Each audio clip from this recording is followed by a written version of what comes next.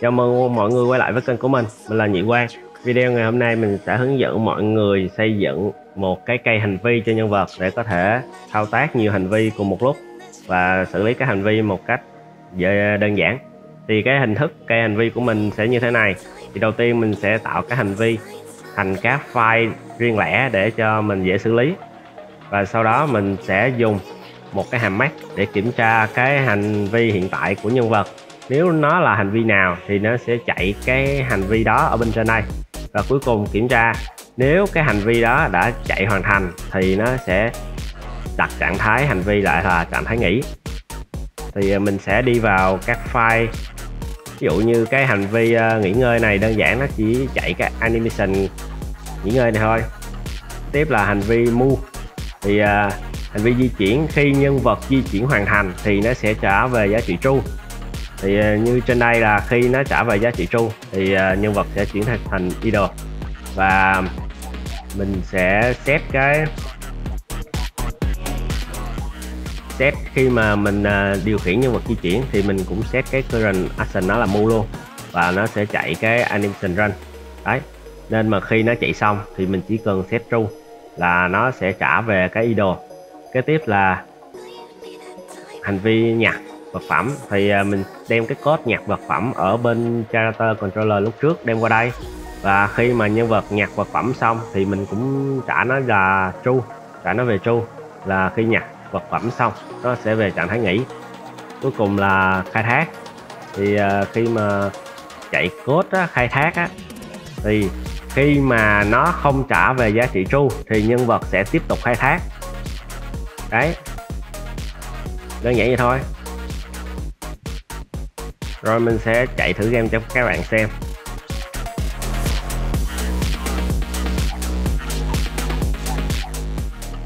Các bạn để ý cho mình là cái current action nó hiện tại là idle là trạng thái nghỉ nha. Rồi mình bấm di chuyển nó sẽ chuyển qua move đấy, move và nó nghỉ. Khi nó chạy xong thì nó sẽ chuyển qua idle lại. Kế tiếp mình sẽ thử cái mã pickup đấy, cái hành vi pickup của nó cũng hoạt động bình thường nha. Đấy, nó nhặt xong rồi nó nghỉ, rồi mình di chuyển nó nghỉ đấy. Kế tiếp mình sẽ thử cái hành vi khai thác là mình chọn cái cây, nó chuyển qua extract, xong rồi nó chuyển qua idle. Bởi vì sao? Bởi vì cái hành vi khai thác này nó sẽ kiểm tra nhân vật có trang bị cái stone axe hay không. Nếu không có trang bị nó sẽ return true, mà nó return true có nghĩa là cái behavior này true là nó sẽ chuyển qua idle trở lại và thông báo cho mình là no tool đấy. Thì mình bây giờ sẽ trang bị cái stone axe vào, và khi mà mình trang bị cái stone axe vào thì mình tiếp tục bấm lại cái cây. Thì giờ nó đã chuyển qua chặt cây, nó không còn chuyển qua idle nữa. Rồi, cái video này nội dung chính của mình vẫn là xử lý cái hành vi thôi. Rồi giờ mình sẽ bắt đầu vào nội dung video.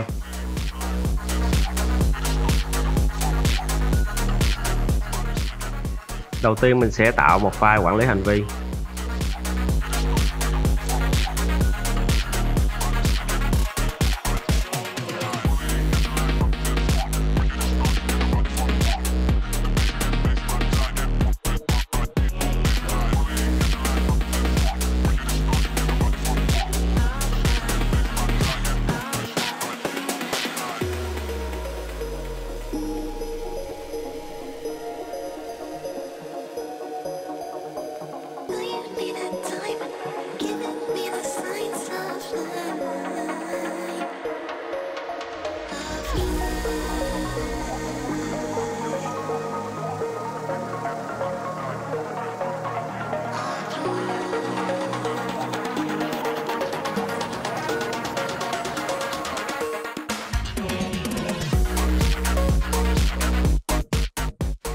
Đây chính là đoạn mã để cập nhật hành vi.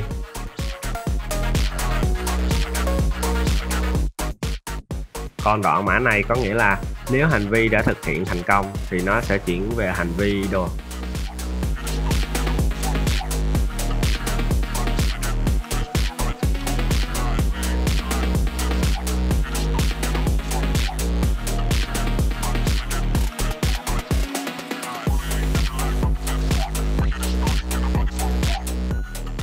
Kế tiếp mình sẽ tạo thêm một hành vi, sau đó tạo các file hành vi riêng và lưu nó lại.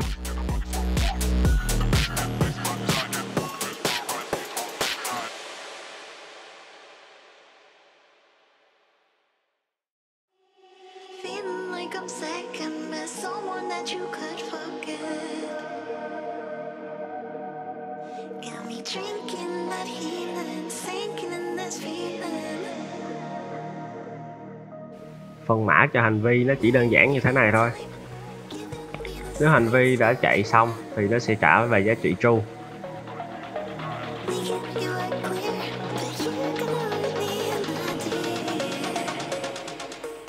Mình sẽ viết một hàm ở trong file điều khiển nhân vật để chạy các animation.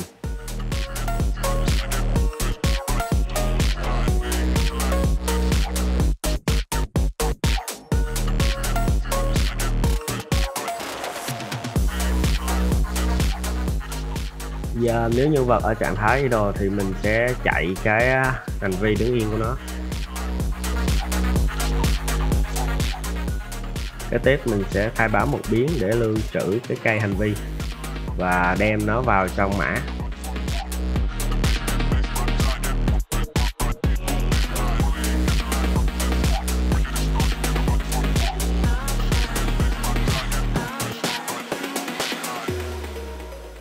Mình sẽ xóa các đoạn mã dư thừa đi. Khai báo thêm biến để lưu trữ hành vi hiện tại.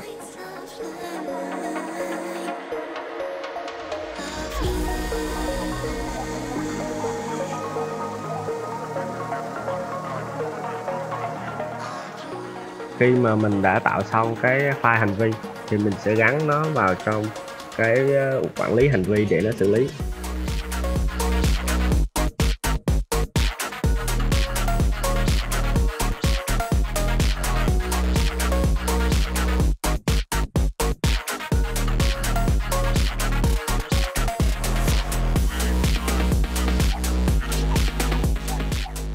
Kế tiếp mình sẽ tạo hành vi di chuyển cho nhân vật.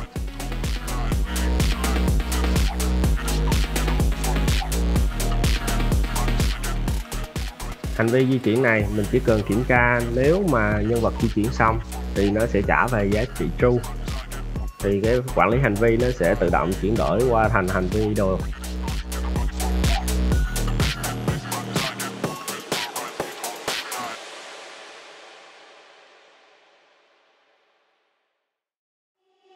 Feeling like I'm second best, someone that you could forget. Got me drinking that healing, sinking in this feeling. Will you need a time, giving me the signs of love. Mình cũng tạo mới một hành vi nhặt vật phẩm. Sau đó copy core lúc đầu ở bên character controller qua.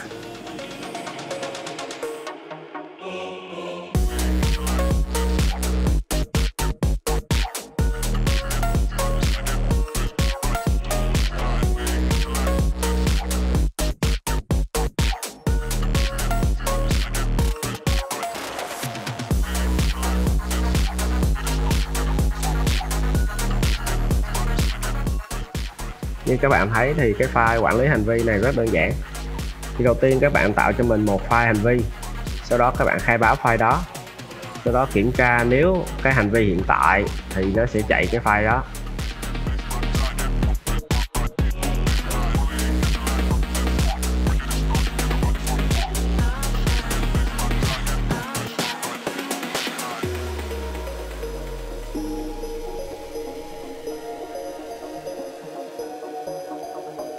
Will you need a time, giving me the signs of love.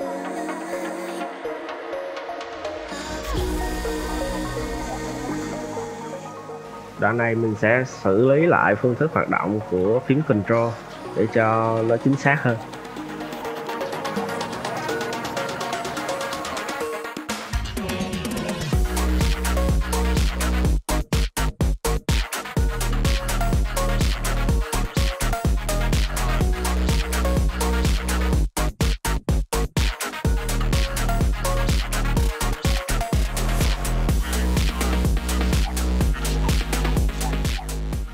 mình sẽ tạo thêm hành vi chặt cây.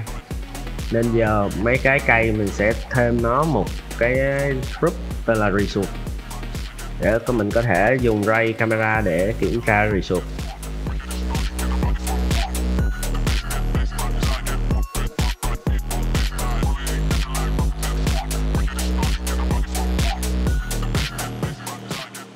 Mình sẽ khai báo một biến action để lưu trữ thông tin hành vi và cái đối tượng mà mình muốn thực hiện. Feeling like I'm second best, someone that you could forget. Got me drinking that healing, sinking in this feeling. Will you need a time, giving me the signs of life. Making you are clear, but you're gonna leave me in the deep.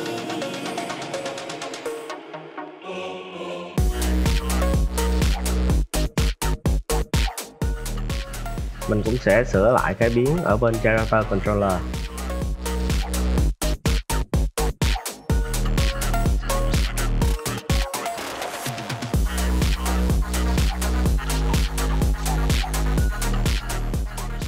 Kế tiếp mình sẽ tạo hành vi khai thác tài nguyên.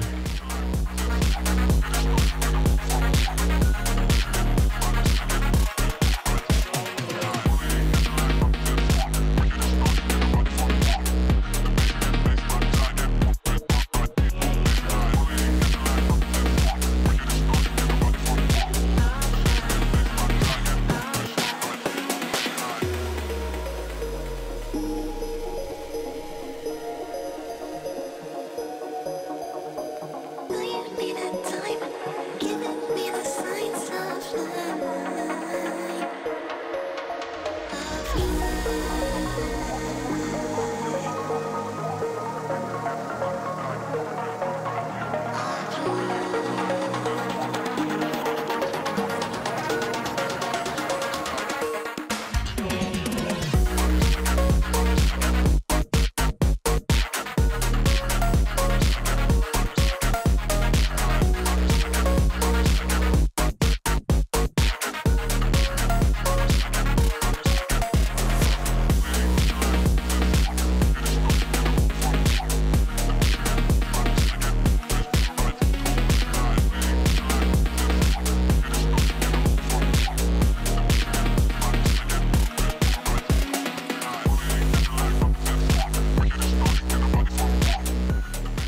Cái đoạn này không biết sao bị lỗi luôn đó mọi người. Mình nhớ là mình đã gán cái action thành một cái dictionary rỗng, nhưng mà giá trị nó vẫn trả ra lại một lần nữa, nên nó khiến cái con mình bị lỗi.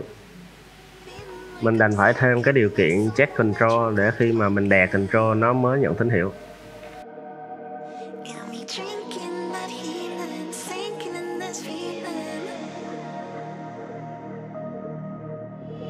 Will you need a time, giving me the signs of life. Making you are clear, but you're gonna leave me in the deep.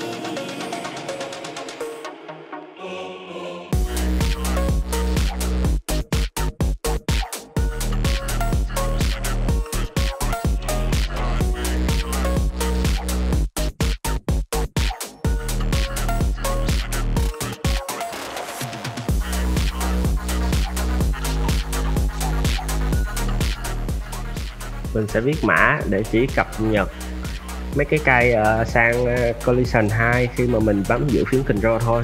Còn nếu ở chế độ mình di chuyển thì thì nó sẽ không chạm vào cái cây.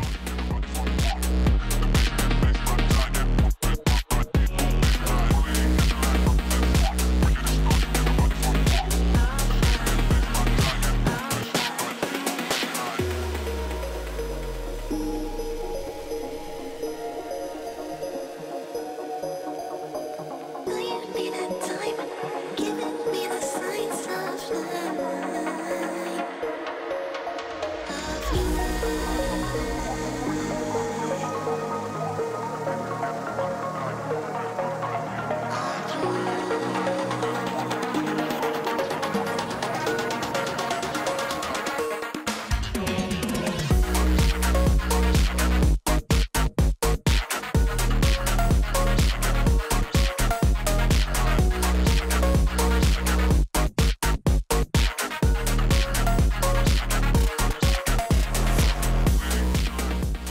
copy dòng con này để cập nhật lại hướng của gương mặt hướng về cái cây.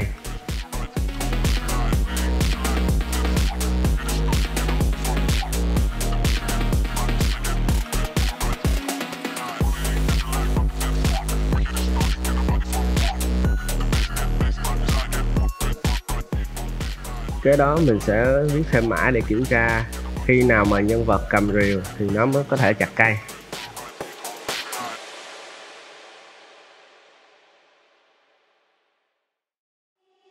Feeling like I'm second best, someone that you could forget. Got me drinking that healing, sinking in this feeling.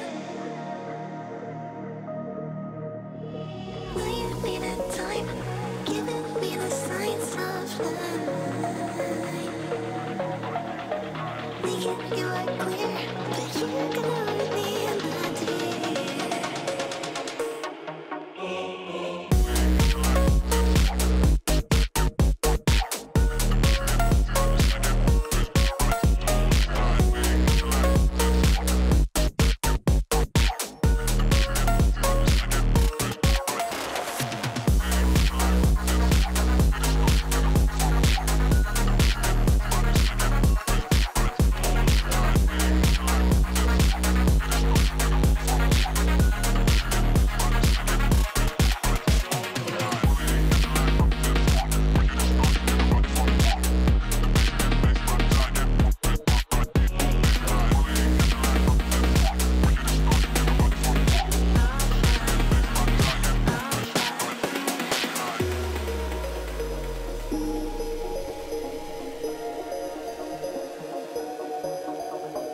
Will you need a time, giving me the signs of life?